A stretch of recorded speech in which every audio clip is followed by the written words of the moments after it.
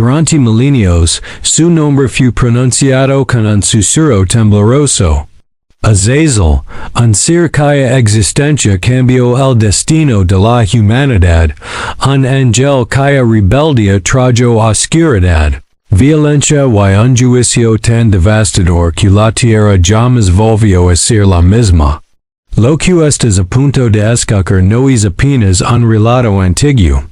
Es un rompecabezas formado por fragmentos perdidos, libros prohibidos, pasajes ocultos y ecos de un tiempo en que los ángeles caminaban entre humanos. Y los humanos pagaban el precio por confiar en ellos. Pero hoy, vas a descubrir la verdad completa. ¿Quién fue realmente Azazel? Porque su castigo fue más severo que el de cualquier otro ángel caído. ¿Qué conexión existe entre su nombre, los Nephilim y los tiempos finales del Apocalipsis? Cuidad conmigo hasta el final, porque esta historia contiene una revelación que puede cambiar tu manera de ver el mundo espiritual para siempre. Azazel no es solo un personaje oscuro del pasado. Para muchos, es una sombra que proyecta su influencia sobre el presente. Respira hondo. Porque lo que viene a continuación es una de las historias más peligrosas, inquietantes y ocultas de toda la literatura sagrada. Mucho antes de que la humanidad existiera, antes de que Adán abriera los ojos por primera vez, antes de que el sol iluminara el mundo que conocemos, una guerra silenciosa comenzaba a gestarse en los cielos. No era una rebelión llena de gritos o espadas, era algo más discreto, más venenoso, más sutil. Algunos ángeles, seres creados para brillar con la luz del Altísimo, comenzaron a desfiar su morada del trono y a fiarla en algo que jamás deberán decir, independencia. Entre ellos estaba uno que destacaba no solo por su belleza, sino por su ambición peligrosa. Su nombre era Azazel. Antes de ser recordado como un corruptor, Azazel era uno de los vigilantes, una orden de ángeles destinada a observar la tierra, custodiarla y velar por el equilibrio entre lo divino y lo creado. No estaban allí para intervenir, enseñar o gobernar. Su misión era simple: proteger a la humanidad a distancia como sentinels celestiales. Pero algunos vigilantes empezaron a cuestionar este límite. Entre ellos, dos figuras sobresalían: Shemhaza, el líder, y Azazel, el estratega. Shemhaza era el portavoz de la rebelión emocional, decía el contacto directo con los humanos, decía experimentar lo que ellos experimentaban, sentir como ellos sentían. Pero Azazel tenía una ambición diferente, muchísimo más peligrosa. Él no quería amar a la humanidad. Él quería dominarla. Quería moldearla como un alfarero moldea el barro. Quería que los hombres y mujeres dependieran de su conocimiento, de sus dones, de sus revelaciones secretas. Quería que el mundo reconociera su poder. Y aunque era un ángel creado por Dios, dentro de él crecía una chispa oscura, el deseo de ser adorado. Muchos serían que Lucifer fue el primero en decir gloria propia, pero lo que los textos antiguos revelan es que Azazel fue el primer ángel en buscar control directo sobre el mundo material. Él no quería destronar a Dios. Quería reinar sobre los hombres. Y eso fue lo que desató la tragedia. Shemhaza reunió a 200 vigilantes en el Monte Hermon, un lugar cuya energía espiritual, según el Libro de Enoc, estaba cargada de misterio, poder y presagios. Ali hicieron un pacto, bajarían a la tierra, tomarían esposas humanas y compartirían su conocimiento con ellas. Pero fue Azazel quien transformó ese pacto en algo oscuro. Mientras otros vajaban por deseo y curiosidad, a lo hacia por ambición, al sabía exactamente lo que enseñaría, porque su plan era perfecto y devastador. Cuando los vigilantes descendieron, la humanidad quedó maravillada. Por primera vez, las mujeres vieron seres cuyos rostros brillaban como el fuego y cuyos ojos parecían contener estrellas. Hombres y mujeres se postraban ante ellos, no solo por miedo, sino por fascinación. Fue entonces cuando Azazel comenzó su obra. Mientras otros vigilantes enseñaban cosas simples, herbolaria, lectura de los cielos, artes menores, Azazel reveló secretos que jamás deberán ser entregados a mortales. Enseñó a los hombres a forjar espadas y armas de guerra. Les enseñó a fundar minerales, a traballar el metal, a endurecer el hierro, a afilar el bronce. Los convirtió en guerreros. Les enseñó a matar. Y como si eso no fuera suficiente, enseñó a las mujeres algo en más peligroso, a manipular el deseo. Les enseñó la magia de los cosméticos, el uso de adornos, el poder de la apariencia. Reveló técnicas para alterar la belleza, para encender pasiones, para dominar voluntades a través de los sentidos. No solo corrompió cuerpos, corrompió almas. Muchos preguntan, ¿por qué estas enseñanzas fueron consideradas tan peligrosas? Porque rompieron el equilibrio. La humanidad no estaba preparada para manejar tanto poder, tanta violencia, tanta seducción, tanta tecnología prohibida. En pocas generaciones el mundo se volvió irreconocible. La tierra se llenó de guerra, sangre, ambición, egoísmo y destrucción. Y en medio de este caos, algo nuevo y monstruoso nació. Los hijos de los vigilantes con mujeres humanas eran gigantes, seres colosales cuya fuerza superaba cualquier límite de la naturaleza. Eran llamados Nephilim, los caídos, aunque en realidad eran los frutos de una unión prohibida, la mezcla de dos mundos que nunca deberán encontrarse. La humanidad los adoraba, pero también los temía. Eran poderosos, violentos, dominadores, tomaron territorios, reinos, recursos y mujeres. Iniciaron guerras interminables. Consumieron la creación como si fueran dioses hambrientos. Y cada acto de violencia, cada lágrima derramada, cada muerte injusta, era responsabilidad indirecta de Azazel. El cielo observaba en silencio, pero no por mucho tiempo. Entonces, llegó el punto de quiebra.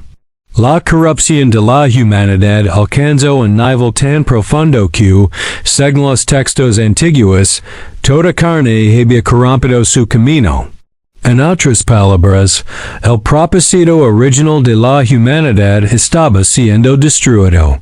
Fue ese momento cuando Dios ordenó a los arcángeles intervenir. Miguel debía castigar a los vigilantes rebeldes. Gabriel debía eliminar a los Nephilim. Rafael debía encargarse de Azazel. Pero antes de que el juicio comenzara, algo ocurrió. Los vigilantes entraron en pánico. Sabían que habían cruzado una línea sin retorno. Sabían que el cielo venía por ellos. Y en su desesperación pidieron a Enoc, el hombre justo, que intercediera por ellos. Pero cuando Enoc presentó su explica ante Dios, el veredicto fue claro. No habría perdón. Shemahaza sería encadenado. Los 200 vigilantes serían arrollados a prisiones espirituales. Los Nephilim serían destruidos por un diluvio. Pero Azazel recibiría un castigo diferente. Un castigo que ninguna criatura, ni celestial ni terrenal, había experimentado jamás, porque mientras los demás pecaron por deseo. Azazel había pecado por corrupción, por eso su juicio sería único. La sentencia divina estaba pronunciada. Los vigilantes serían castigados, los nefilim destruidos, la humanidad purificada. Pero cuando llegó el momento de ejecutar la justicia, el cielo entero quedó en silencio. Porque la orden más severa, más dura, más inflexible de todas, estaba reservada para un solo nombre, Azazel. Rafael, el arcángel de la sanación, recibió la misión más oscura jamás registrada en los textos antiguos. Ser el instrumento del juicio de Dios sobre aquel que había corrompido la tierra con violencia, sangre y seducción. Era irónico. El ángel asociado a la cura, a la pureza y al alivio. Sería el encargado de encadenar al corruptor final. Los cielos temblaron cuando Rafael descendió. Su presencia, describen los relatos, era como un relámpago cortando un cielo negro. Su mirada, más afilada que una espada. Él no descendió para dialogar, ni para negociar. Su misión era clara y definitiva. Azazel, en ese momento, ya no era un vigilante orgulloso. La tierra era ardida por causa de sus enseñanzas. Los hombres mataban a sus hermanos con armas que él les enseñó a forjar. Las mujeres alteraban su belleza para manipular a los poderosos con técnicas que él había revelado.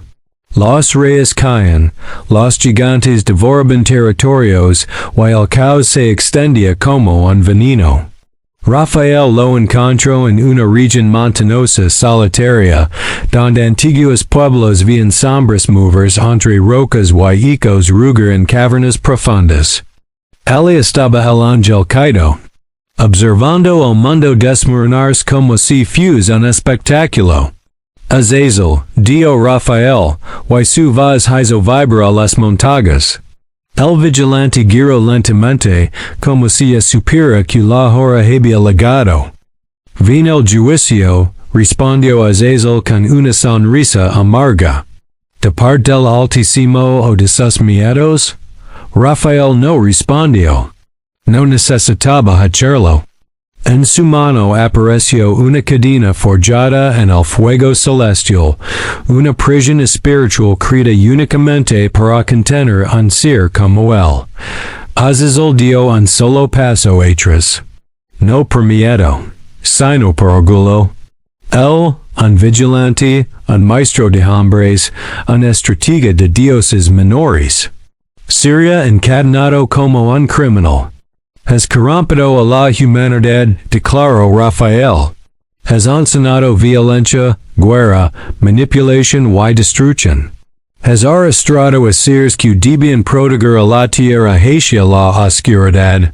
Por tu culpa, la sangre clama desde el suelo. Por tu culpa, los inocentes caen. Por tu culpa, el nombre del Creador fue despreciado entre los hombres. Azazel levantó la mirada. No hay más que abrir los ojos de la humanidad.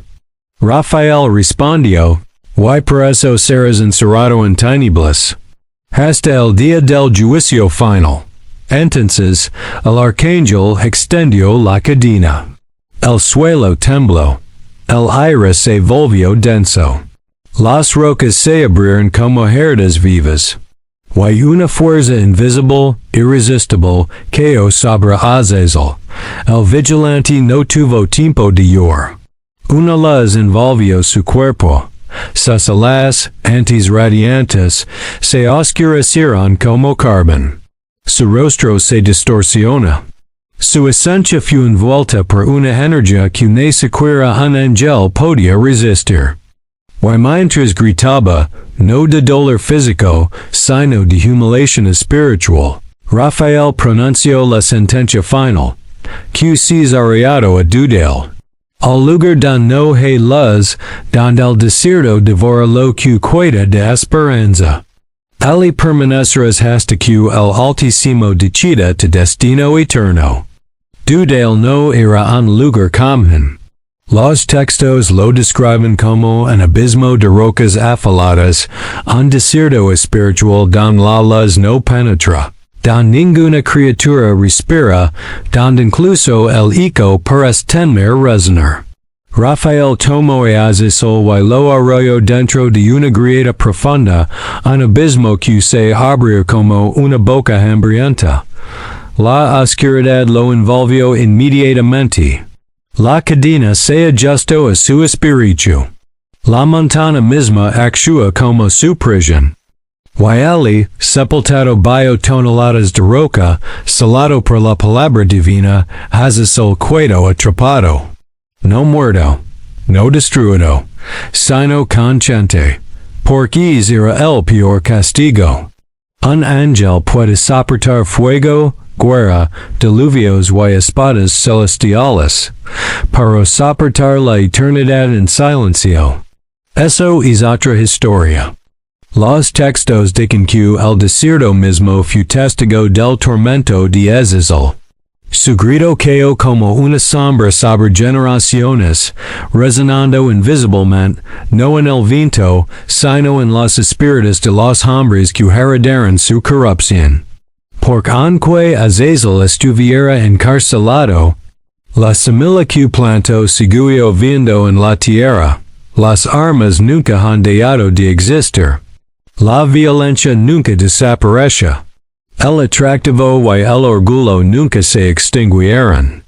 Y el deseo de poder de la humanidad no ha hecho más que crecer. Con Azazel encarcelado, la siguiente orden fue devastadora, destruir a los Nephilim. Gobernaron ciudades, montañas y territorios. Eran monstruos de fuerza descomunal, guerreros invencibles, tiranos despiadados. La humanidad vivía como su esclava. A Gabriel se le encomendó la misión de eliminar a estas criaturas híbridas. Y la tradición cuenta que la caída de los Nephilim fue tan violenta que sacudió la mismísima estructura de la tierra, pero incluso después de eso, seguía habiendo un problema.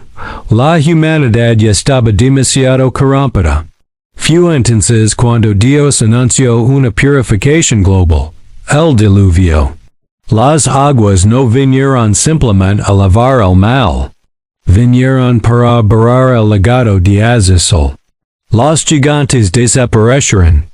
Las ciudades desaparecieron. Los reinos fueron engullidos por el océano, y la humanidad volvió a empezar. Pero algo permanece. Incluso después del desastre, incluso con los vigilantes encarcelados, algo de la corrupción original seguía corriendo por las venas de la humanidad. El orgullo, la violencia, el deseo de lo prohibido, la tentación de dominar. Todo resonaba como un lejano recuerdo de las enseñanzas de Azazel. Por eso, incluso siglos después, su nombre seguía apareciendo en los rituales hebreos, especialmente durante Yom Kippur, como si fuera un recordatorio del ángel que cargó con las iniquidades del mundo. Azazel no estaba muerto. Simplemente estaba esperando. Pasó el tiempo. Las civilizaciones han nacido y han muerto. Los reinos han surgido y caído. Los profetas han venido y se han ido. Y a lo largo de todo este ciclo, Azazel permaneció atrapado en el abismo. Para los textos apocalípticos revelan algo inquietante. No se quedará allí para siempre. El libro del Apocalipsis describe un tiempo en el que se abren abismos espirituales, cuando ángeles previamente encarcelados serán liberados para atormentar al mundo como parte del juicio final. Y muchos estudiosos sostienen que Azazel, aquel que enseñó la violencia y la seducción, desempeñará un papel en este caos final.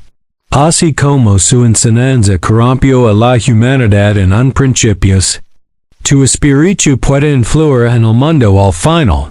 Por eso, conocer tu historia no se trata solo de mirar al pasado. Se trata de comprender un ciclo. Se trata de identificar un patrón. Es darse cuenta de que el mal que una vez devastó a la humanidad no ha sido destruido, solo adormecido. Y cuando es ángel se liberado, aunque solo si por un corto tiempo, el mundo volverá a ver la sombra que casi lo destruyó. La historia podría haber terminado con el encarcelamiento de Azazel, con su nombre enterrado en el desierto y su memoria transformada en mito.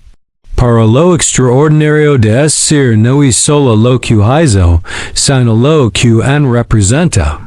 Porque para los antiguos profetas, Azazel no era apenas un personaje del pasado. Era una sombra viva. Un eco que atravesaba siglos. Un símbolo de corrupción. Y una advertencia. Mientras los vigilantes permanecen encadenados, mientras los nephilim desaparecen bajo las aguas del diluvio, mientras la humanidad reconstruye su historia desde los escombros. Algo permanece latente, la influencia espiritual de Azazel. A pesar de su prisión, el legado de su rebeldía no fue destruido. Y esa influencia resurge una y otra vez a lo largo de las escrituras. Hay un ritual mencionado en el libro de Levítico que entrega a los estudiosos hasta hoy, el ritual del chivo expiatorio. Durante el Yom Kippur, el sumo sacerdote tomaba dos machos cabríos. Uno sería sacrificado para purificar al pueblo. El otro sería enviado al desierto para Azazel. Pero, ¿qué significaba eso realmente? Algunos creían que Azazel era una región geográfica. Otros que era un demonio. Otros que era el mismo ángel caído encerrado por Rafael. Lo cierto es que el ritual simbolizaba algo profundo, que todo pecado humano, toda corrupción, toda violencia, debía ser llevada al desierto. Para devolverse quien la había introducido en el mundo, el chivo no era una ofrenda, era una devolución. Omar, el pecado regresó a su creador. La figura de Azazel estaba tan estrechamente vinculada al mal, la violencia y la tentación que su nombre se convirtió en un símbolo de la impureza misma. Y eso es impresionante. Porque demuestra que la influencia de este ser no fue borrada por el diluvio. Ni siquiera la historia lo ha borrado. Azazel siguió siendo recordado como el portador de la culpa, la personificación de la corrupción que aflige a la humanidad. Pero esto es solo el comienzo. En el libro del Apocalipsis capítulo 9 se describe algo aterrador. Juan habla de un momento en el que un ángel se del cielo con la leve del abismo sin fondo. Cuando se abre el pozo, emergen criaturas sombrías, y a su líder se la llama Apollyon o Abaddon, el destructor. Durante siglos, los eruditos se han preguntado, ¿podría este ángel destructivo ser Azazel? La conexión existe. La función existe. La cárcel existe. Y el abismo existe. El libro de Enoc describe a Azazel como el ángel aprisionado en el desierto, cuya influencia espiritual se desatará al final de los tiempos. El libro del Apocalipsis describe un espíritu destructor que emerge del abismo para atormentar a la humanidad. No es una equivalencia directa, pero es una correspondencia demasiado poderosa para ignorarla. Y en más, el nombre Azazel en sí mismo puede interpretarse como el que se violentamente, aquel que está apartado, aquel que lleva la corrupción dentro de sí, y en el Apocalipsis, aquel que es liberado del abismo es también alguien que trae corrupción, tormento y destrucción. El paralelismo resulta inquietante. Imaginar que Azazel podría regresar al final de los tiempos, no es solo una teoría religiosa. Es una reflexión sobre la naturaleza misma de la maldad humana.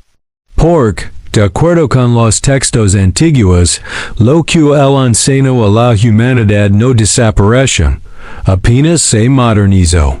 Las armas que enseñó a forar son ahora melonas de veces más poderosas. El atractivo que él reveló ahora domina culturas enteras. La guerra que él inspiró nunca cesó. El orgullo que sembró creció como un árbol con raíces demasiado profundas para ser arrancado.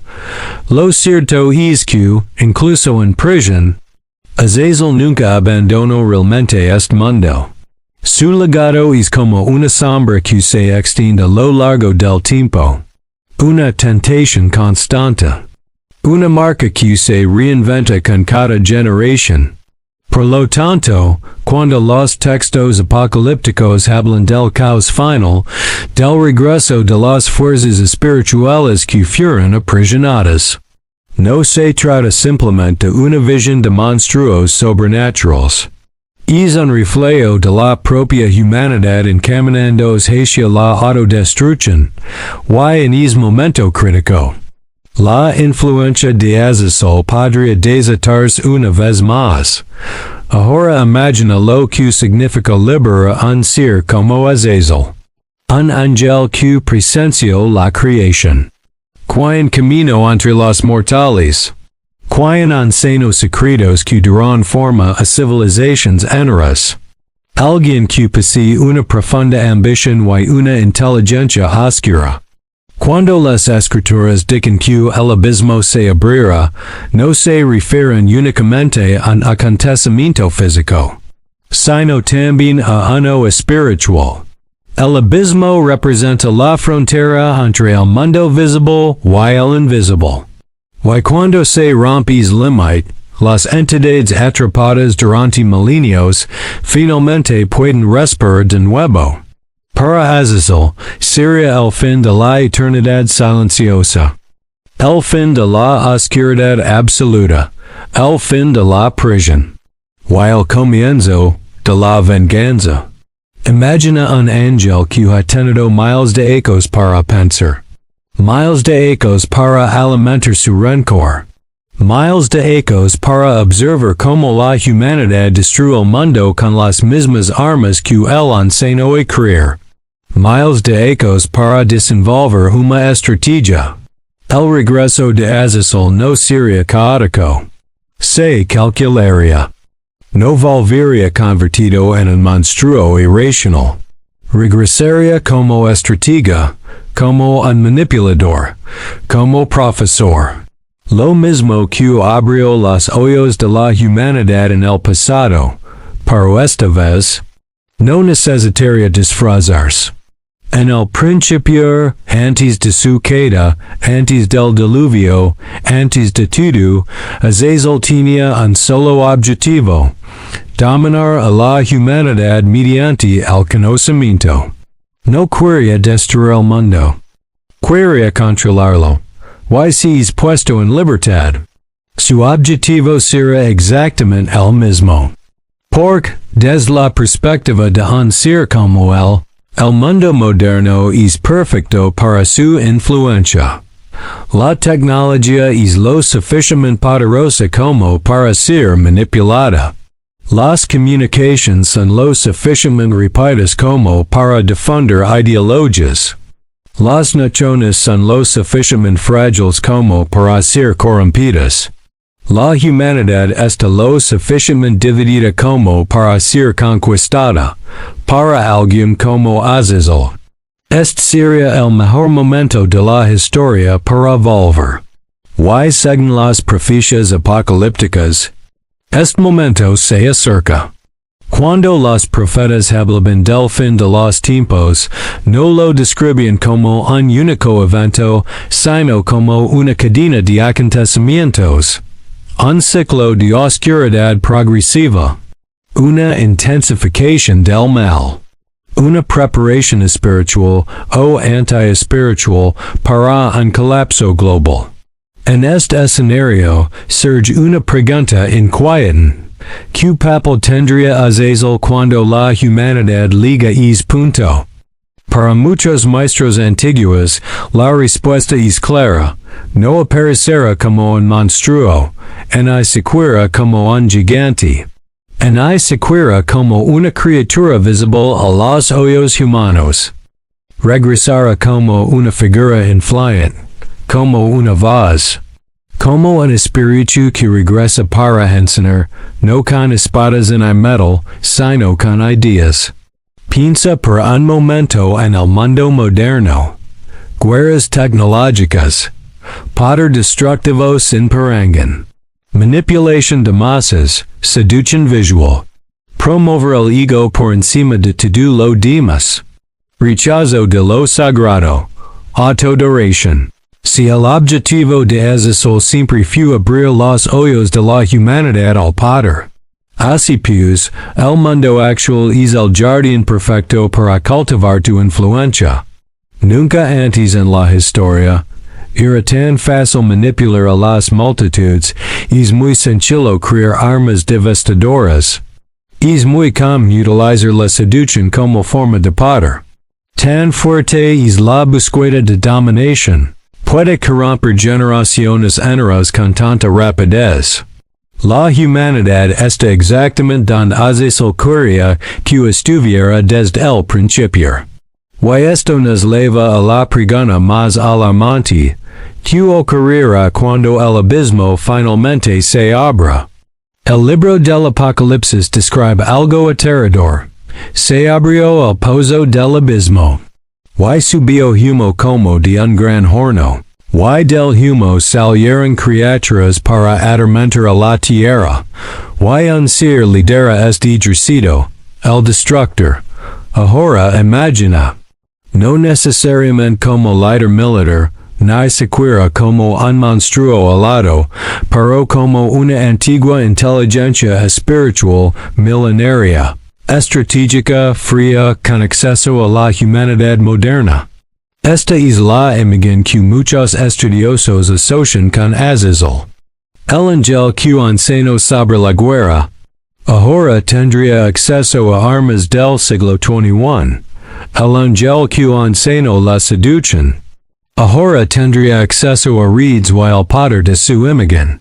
El ángel que enseñó la manipulación. Descubriría que miles de millones de personas estaban conectadas, eran vulnerables y ansiaban recibir orientación. Su influencia podría extenderse por toda la tierra en cuestión de días. Como un virus invisible?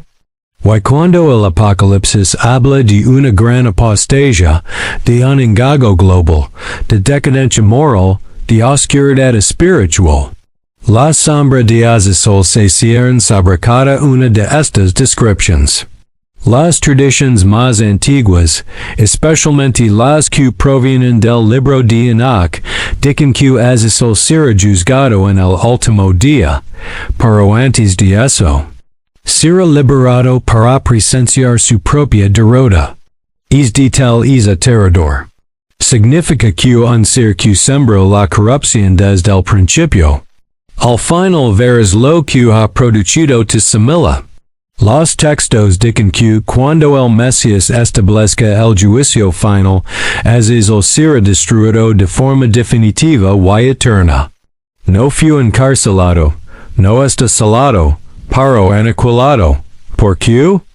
Porque su existencia era sinónimo de orgullo, corrupción, violencia, la falta de control humano, destrucción del orden divino. No es solo un ángel rebelde. Es el símbolo de la corrupción primordial. Su fin representará la purificación final del universo. La historia de Azazel es grandiosa y aterradora, pero a la vez profundamente humana. Porque en el fondo de todo es una verdad simple. La humanidad siempre se verá tentada por todo aquello que parezca ofrecer poder rápido. La violencia es seductora. El orgullo permite grandeza, la seducción permite control. El conocimiento prohibido permite ventajas. Estas eran las armas de Azazel. Y siguen siendo armas espirituales extremadamente eficaces, por eso su historia sigue siendo relevante. No se trata solo de un ángel rebelde. Se trata de su reflejo en cada persona. Todos tenemos sombras, todos estamos orgullosos, todos hemos decidido poder hacerlo, todos hemos sido seducidos por algo destructivo en algún momento.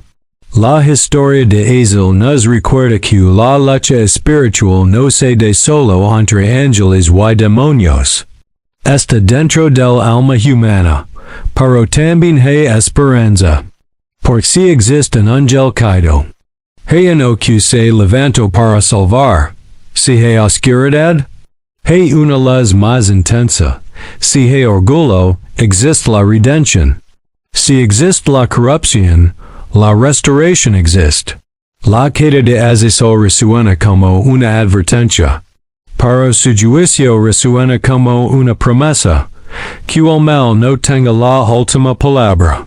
Esta es la moraleja final. Quienes buscan el poder terminan esclavizados por él.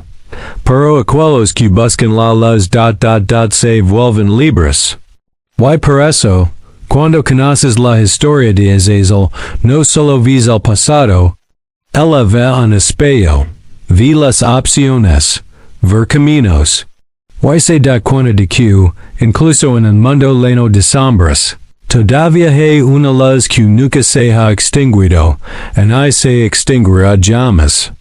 Para comprender por qué la historia de Azazel sigue resonando con tanta fuerza en la mente humana, debemos ver un punto en más profundo, el origen del conflicto entre el cielo y la tierra, porque Azazel no actúa solo.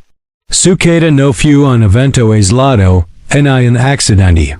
Fue parte de un patrón, un eco espiritual que se repite desde los primeros capítulos de la existencia.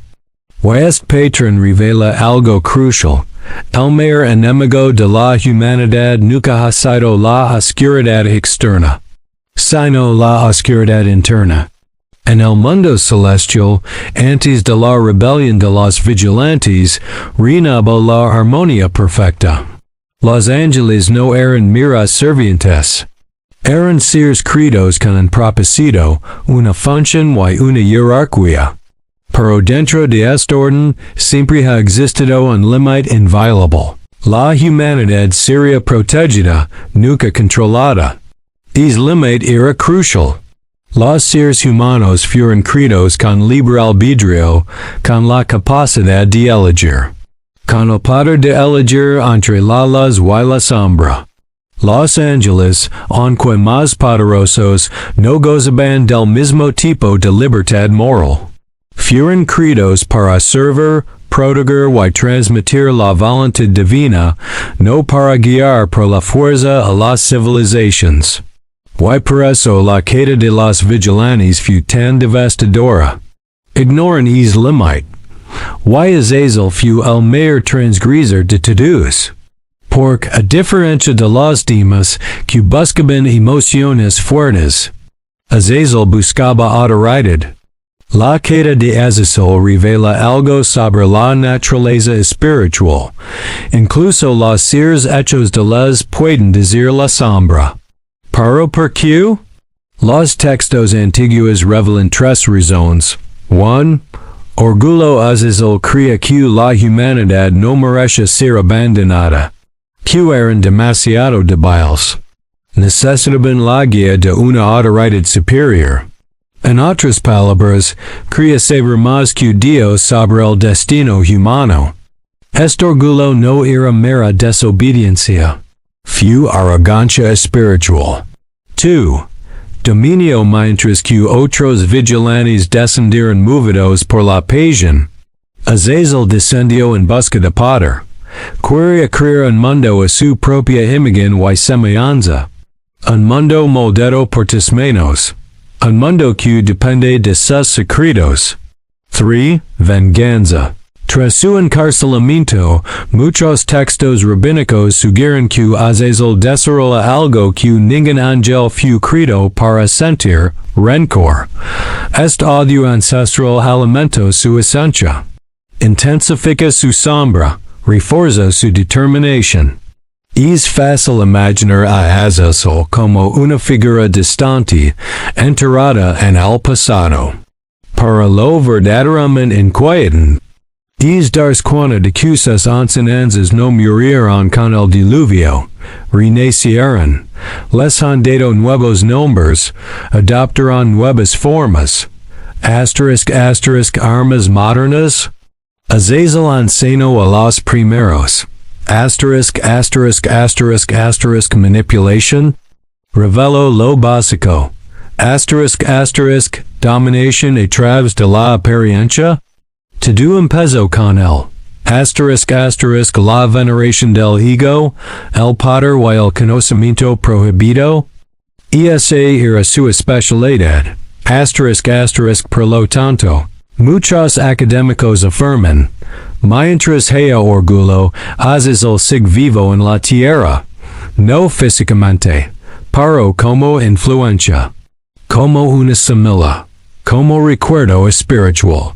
Recuerda, las enseñanzas originales de Azazel fueron, crear armas, enseñar violencia, manipular la apariencia, para inspirar lujuria, para fomentar el orgullo, defender conocimientos prohibidos. Ahora miren el mundo. Nunca antes había habido tantas armas. Nunca antes había habido tanta violencia. Nunca antes se había visto tanta manipulación visual. Nunca antes se había visto tanta lujuria pública. Nunca antes había habido tanto orgullo. Nunca antes había habido tanto acceso a conocimientos destructivos. ¿Coincidencia? ¿O acaso se trata del cumplimiento del legado dado por un ángel caído? Para quienes estudian las escrituras, esto no es una coincidencia, es la culminación de un ciclo. La humanidad ha caído en el mismo patrón que llevó a Dios a enviar el diluvio. Y por eso muchos se harían que la liberación final de Azazel o de su influencia ya está comenzando a producirse de forma invisible. El Libro de Enoc, que detalla la queda de los vigilantes como ningún otro texto, termina con una sombría advertencia. Las enseñanzas de los caídos regresaron al final de los tiempos. Esto significa dos cosas. El mundo volverá al nivel de corrupción que tenía antes del diluvio. La influencia de los vigilantes, especialmente de Azazel, se reactivará. Enoc dice que Azazel será juzgado por todo lo que enseñó, pero antes de ese juicio, su impacto se volverá a sentir. No como un ser material, sino como una fuerza, una voz que guía al mundo hacia el caos moral, tal como sucedió en el pasado.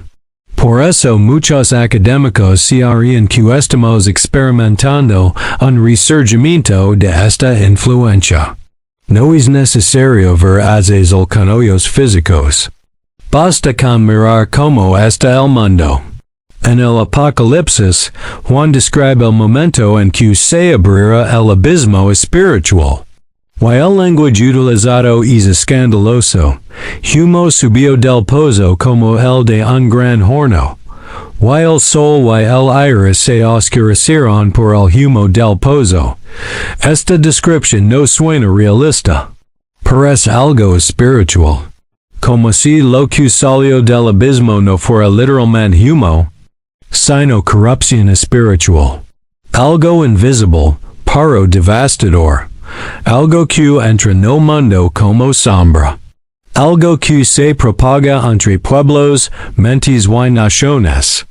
Y quien estaría al frente de este movimiento.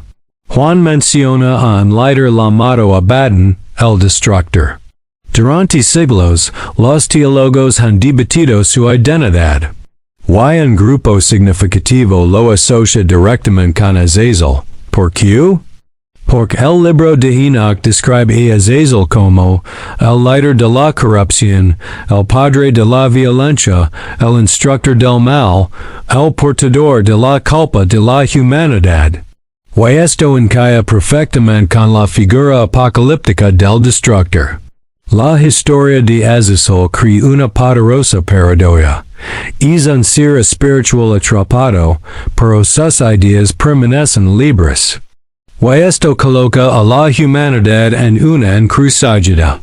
Por un lado, la luz, humildad, obediencia, amar, una pureza, sabiduría divina.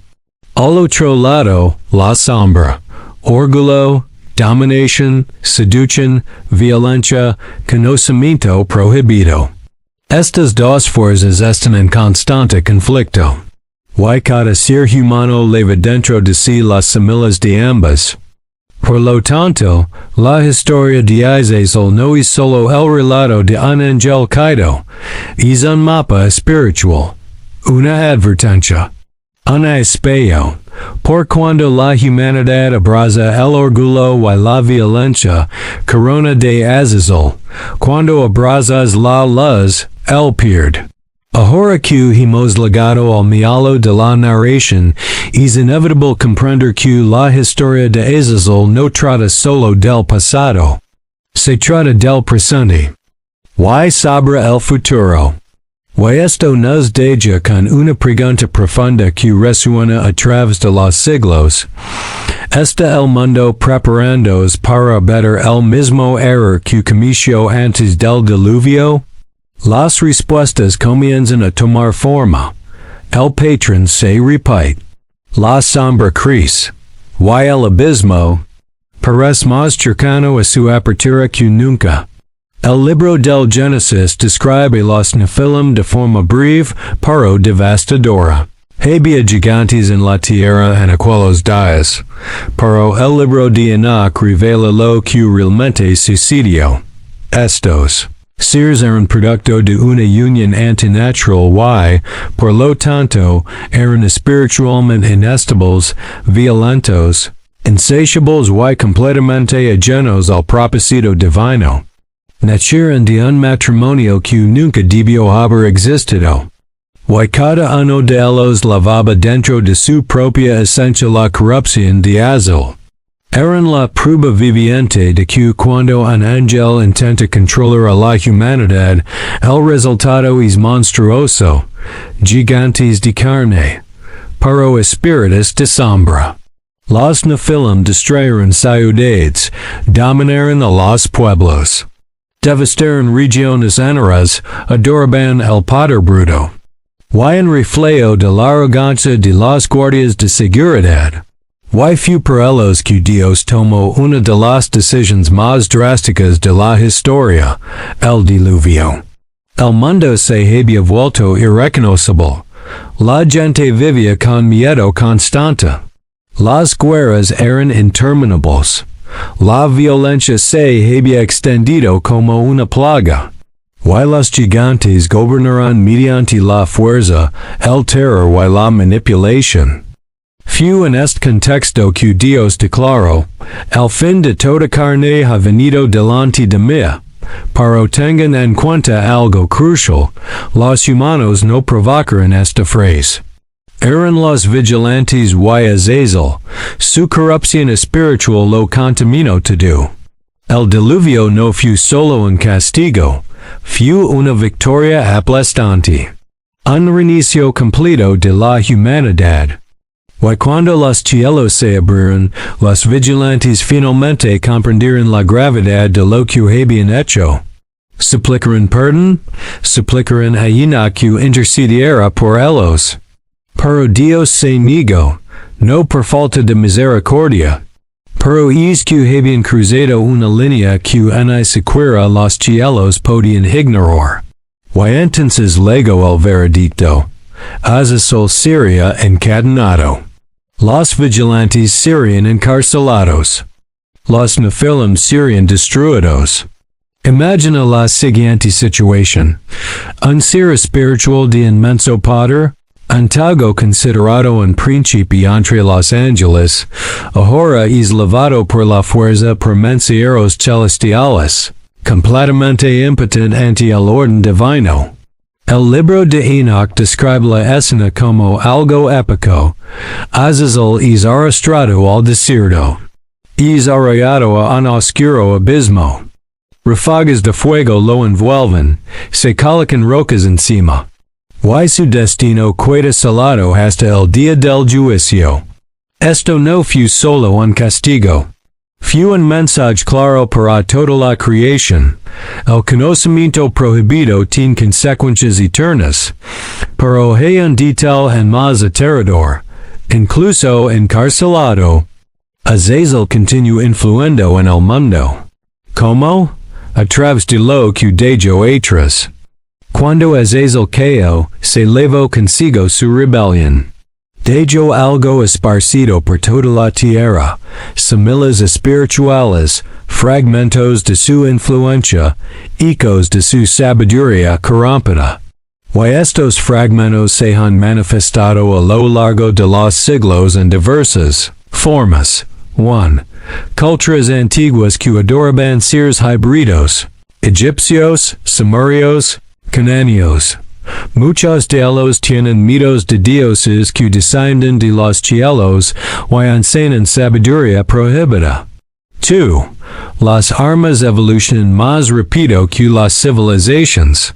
Es como si la humanidad siempre se la hubieran dado a tallos destructivos. 3. La belleza y la apariencia se convierten en objetos de culto.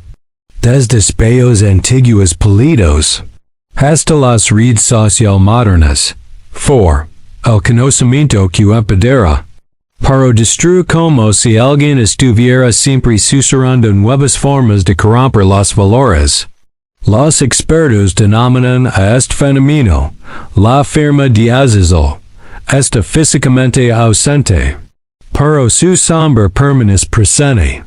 El encarcelamiento de Azazel es uno de los misterios más debatidos en la literatura espiritual. El desierto de Dudel, donde estuvo prisionero, se describe como un lugar árido, silencioso y aislado, oculto a la vista humana. Para lo que realmente importa no es la ubicación física. Para la dimensión espiritual en la que se vio inmerso. Según textos antiguos, es un espacio fuera del tiempo. Una cámara que captura la esencia, no el cuerpo. Un lugar donde los caídos esperan el juicio, un abismo que conecta con los acontecimientos del apocalipsis. Y aquí es donde la narrativa conecta con el futuro. Porque el libro del Apocalipsis habla de un tiempo en que este abismo será abierto.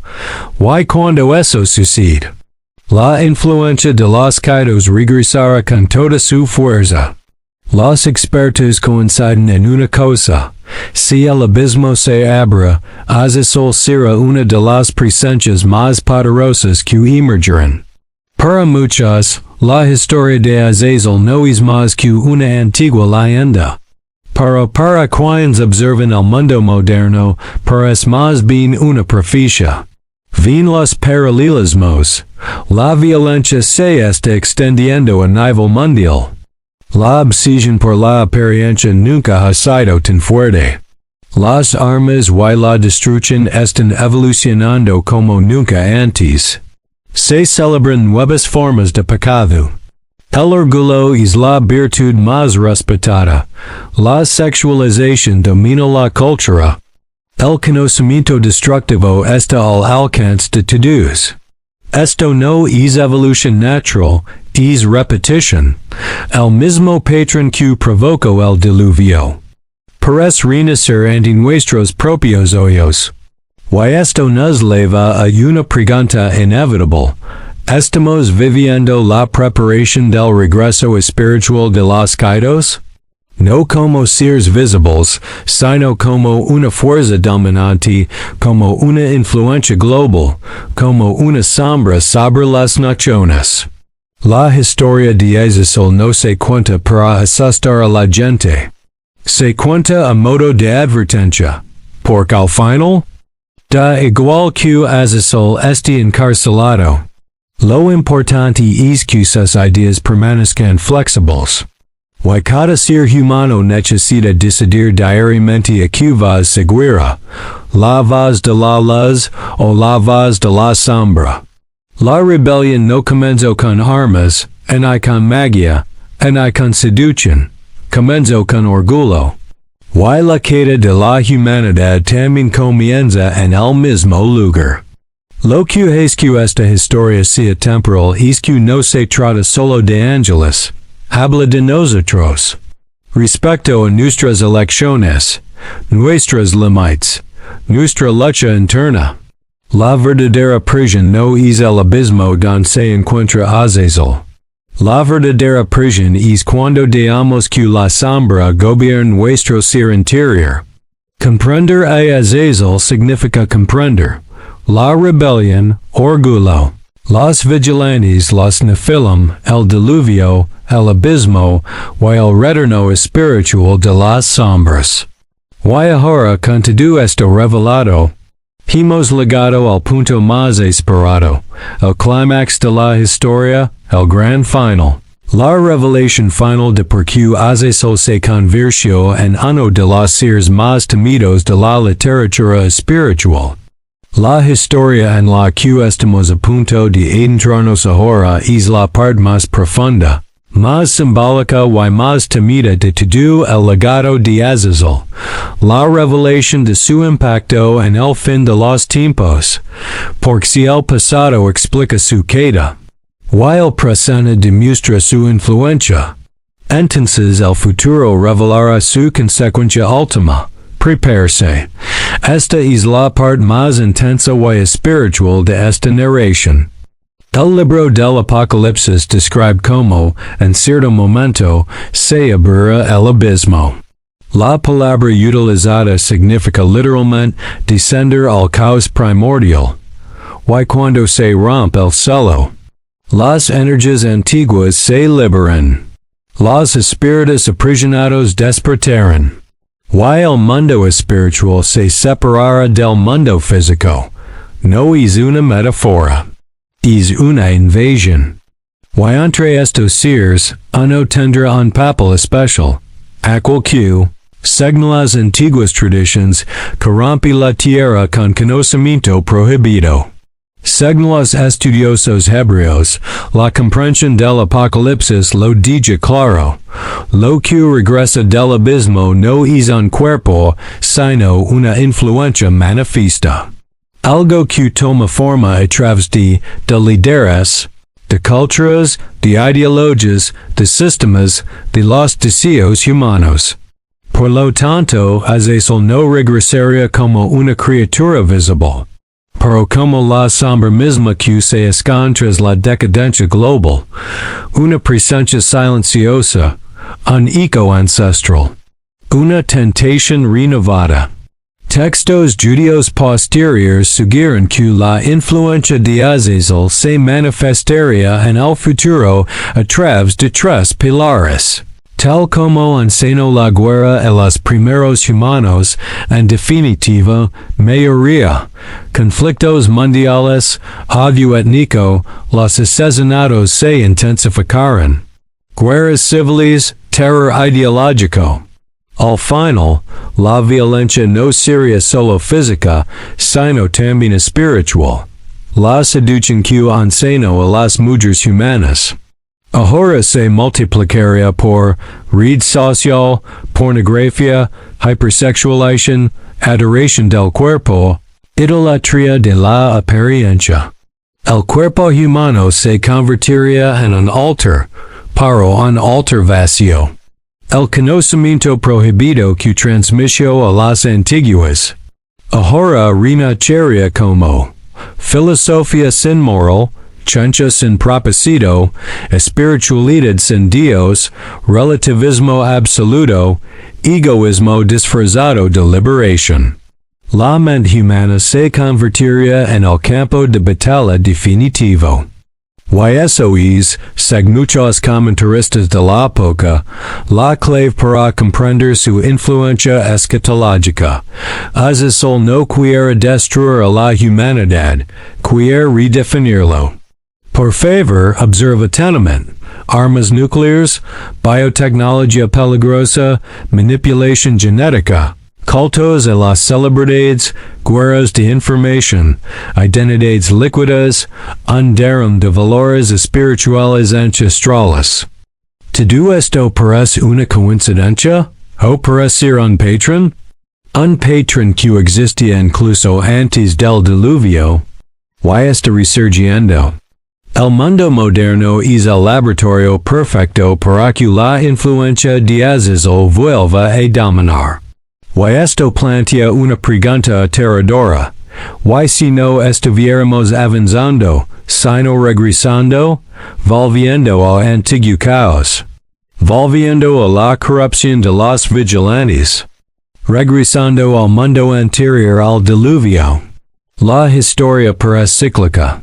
Y cada ciclo es una repetición espiritual. La tradición afirma que cuando Azazel ejerce influencia en el mundo, no entrará como una fuerza bruta, vendrá como sabiduría, como solución, como se logra el progreso, como la libertad. Él ofrecerá exactamente lo que la gente quiera, respuestas fáciles, placer inmediato, un conocimiento que parece divino. Igual que al principio, sus métodos no han cambiado. La humanidad ha olvidado cómo funciona. Y aquí está uno de los puntos más profundos de este guión. El mayor error no es creer una mentira. Es creer en una verdad incompleta. Azazel no ofrecerá oscuridad. Ofrecerá una luz falsa, algo que parece iluminar. Pero en realidad es ciego. Existe un conflicto espiritual descrito simbólicamente en diversos textos, ángeles, de las que se mueven a través de la historia para contener las fuerzas destructivas.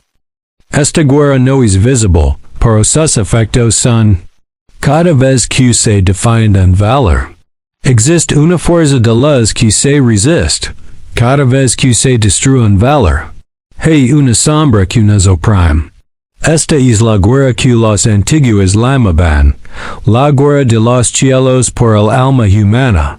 Y Azazel es una de las figuras más temidas de esta guerra.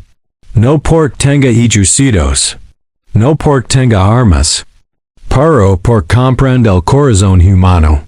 Sabe cómo seducir, sabe cómo engañar. Sabes cómo sembrar ideas destructivas que parecen brillantes. No es un enemigo externo. Es una influencia interna, un susurro en la mente, una invitación al ego, una promesa en el alma. Los vigilantes pagaron un alto precio por su rebelión. Fueron encarcelados, perdieron su gloria, fueron declarados culpables. Pero su influencia, eso nunca desaparece. Azazel fue el símbolo máximo de esta decadencia. Mientras que otros vigilantes se arrepintieron, lloraron, y suplicó perdón. Azazel permaneció en silencio, sin arrepentimientos. Sin remordimientos, aceptó su queda, y decidió usarlo. Esta es la esencia de su historia. No se trata simplemente de la queda de un ángel. Es la opción de permanecer caído. Y esa elección moldeó la historia de la humanidad. Si hay algo que los antiguos místicos repiten, es esto. El abismo exterior se abre cuando primero se abre el abismo interior. Es decir, el regreso de Azazel no comienza en el cielo. Comienza en el corazón de las personas. La tentación se intensifica. El orgullo se convierte en virtud. El pecado se normaliza. La moralidad se convierte en una opción. Y la luz se convierte en opresión. Cuando esto sucede en una sociedad, Ella crea un portal espiritual hacia la sombra, el abismo físico sig salado, pero el abismo moral se abre cada día. Y por eso muchos se harían que la influencia de Azazel ya está activa. No como una criatura, sino como una atmósfera espiritual. Una presencia que empuja al mundo al límite. Hemos llegado al punto crucial. Hasta ahora has visto el origen de Azazel, su rebelión, su influencia en la humanidad, tu juicio, su encarcelamiento, la herencia de los Nephilim, el diluvio, el mundo moderno como repetición espiritual, y su influencia en los últimos tiempos. Pero falta la parte más importante, el resultado, el veredicto final. Porque toda historia necesita un final. Y esta resolución implica el retorno de la influencia de los caídos, a guerra espiritual final y la destrucción final de Azazel. A lo largo de esta historia, caminamos codo a codo con uno de los personajes más controvertidos, misteriosos y temidos de la literatura espiritual. Ahora llegamos a la parte final, donde comprendemos no solo lo que hizo Azazel, sino también lo que será de él al final de todos los tiempos. Porque ninguna narrativa espiritual está completa sin el juicio final. Y aquí, la historia alcanza su punto culminante. El Apocalipsis describe un momento aterrador, y el ángel abrió el abismo. Imagina esta escena. El cielo silencioso hasta el extremo tierra, la oscuridad se abre como una herida en la tierra de la creación. El humo se eleva desde el abismo, denso, sofocante, ancestral, como si hubiera estado allí desde antes del diluvio. Pero no es el humo lo más aterrador. Eso es lo que se esconde en su interior. Fuerzas ancestrales. Influencias olvidadas.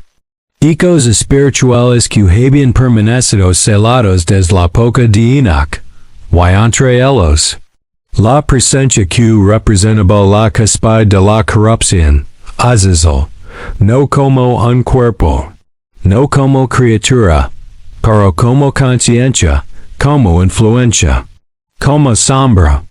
Según cuenta la historia, su padre le será concedido por tiempo limitado, únicamente para cumplir un propósito supremo, para mostrar al mundo lo que realmente significa vivir sin luz.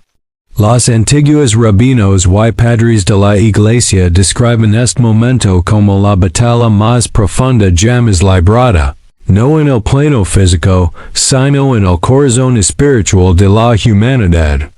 Por cuando se abre el abismo, dos fuerzas comienzan a moverse, la tentación global, decadencia moral al descubierto. El orgullo se multiplicó, la violencia se intensifica, la seducción como arma, conocimiento corrompido como liberación, la verdad absoluta, justicia eterna, gloria que no puede ser imitada. La presencia divina que separa lo real de lo falso. Una autoridad que ningún ángel caído puede desafiar. Esta guerra no se libra con espadas.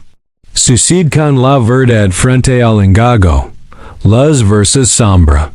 Identidad divina versus orgullo angelical. Y por eso es tan grandioso. Para comprender el clímax, debemos volver al principio. Azazel no cayó a causa de la violencia. No cayó en la trampa de la seducción. Su caída no se debió a magia prohibida. Cayó por orgullo. El orgullo es el mayor enemigo de la creación. Es el virus espiritual que transforma a los ángeles en monstruos. Que destruye sociedades, que separa a las personas de la luz. Fue el orgullo lo que lo llevó a enseñar a los humanos, cómo dominar, cómo librar una guerra, cómo manipular, cómo seducir, cómo abusar del conocimiento. Y será el orgullo el que intente gobernar el mundo al final de los tiempos. Pero también es el orgullo lo que, en última instancia, será destruido. El libro de Enoc describe el juicio final de Azazel con asombroso detalle, en aquel día, será arrollado dentro del fuego eterno. No volverá a ser encarcelado. Esta vez será aniquilado. Su nombre que en su día simbolizó la rebelión será borrado. Su influencia, que marcó siglos, se extinguirá. Su poder, que ha corrompido a generaciones será destruido para siempre. Y este es el punto más profundo de todo el guión. El juicio de Azazel es el juicio del orgullo. Es Dios diciendo al universo, lo que comenzó como una rebelión terminará en justicia. Nada de lo que construyó Azazel sobrevivirá. Nada de lo que enseñó perdurará. Nada de lo que el corrompió quedará sin reparar. La luz no solo gana. Ella restaura, purificar, reconstruir lo que fue destruido. La queda final de Azazel no es un castigo, se trata de equilibrio. No se puede construir un universo basado en justicia, amar, verdadero, propósito, libertad espiritual. Mientras exista una fuerza eterna dedicada a lo opuesto. Azazel representa la violencia como poder, el orgullo como identidad, el cuerpo como instrumento de corrupción, el conocimiento como arma. La rebelión como camino él es lo opuesto a la luz. Por lo tanto, su existencia es incompatible con el reino eterno que viene después. El universo no puede proyectar una sombra eterna. Debe ser restaurado por completo. Y así será. Cuando la sentencia esté completa, cuando el mal sea finalmente destruido, cuando el abismo quede salado para siempre, sucede algo extraordinario, la creación vuelve a respirar. Los textos antiguos describen este momento como el gran resto, la renovación de los cielos y de la tierra, el restablecimiento del orden, la sanación de la humanidad, la victoria de la verdad. Es como si toda la historia hubiera sido escrita para conducir a este punto, el momento en que la sombra deja de existir. Y eso significa, la violencia pierde su poder, el orgullo ya no impera. La seducción no esclaviza. El conocimiento vuelve a ser luz. La creación vuelve a su propósito original. Nada de justicieros rebeldes. No hay gigantes híbridos, sin influencia corruptora. Este es Azazel. La historia de Azazel no trata solo de un ángel caído. Se trata de nosotros. Por todo lo que él representa, poder, orgullo, seducción, violencia, rebelión, también existe dentro del alma humana. El verdadero abismo no es el que se abre en el apocalipsis. Es lo que se abre en el corazón cuando elegimos la sombra. Para la buena noticia es que la misma luz que derrotará a Azazel al final de los tiempos ya está disponible. La moraleja de esta historia es simple pero profunda. El mal no triunfa. La sombra no dura. El orgullo no dura. La luz siempre regresa. Y cuando comprendes eso, tu vida cambia. Te das cuenta de que no estás atrapado por tus sombras interiores. No está condenado por sus fracasos pasados. No pretende ser incorrecto, porque luz que vence Azazel es la misma luz que puede vencer cualquier oscuridad en tu interior. Y así termina la historia de uno de los seres más enigmáticos de todos los tiempos. Un ángel caído, un maestro de lo prohibido, un símbolo de corrupción, un eco de orgullo. Pero también un recordatorio temporal de que la luz nunca es vencida. Por muy profunda que sea la oscuridad, Por muy poderosa que sea la sombra, no importa la antigüedad de la influencia. La luz siempre triunfa, siempre regresa, siempre se restaura. Y la victoria final sobre Azazel es el mayor símbolo de esta verdad. Si esta historia te conmovió, abrió los ojos, si despertó tu curiosidad, así que estás listo para ir en más allá. Porque existen historias en más antiguas, más oculto, lo más impresionante, que revelan secretos del cielo, la tierra y el mundo espiritual. Y les invito a continuar este viaje en el próximo video.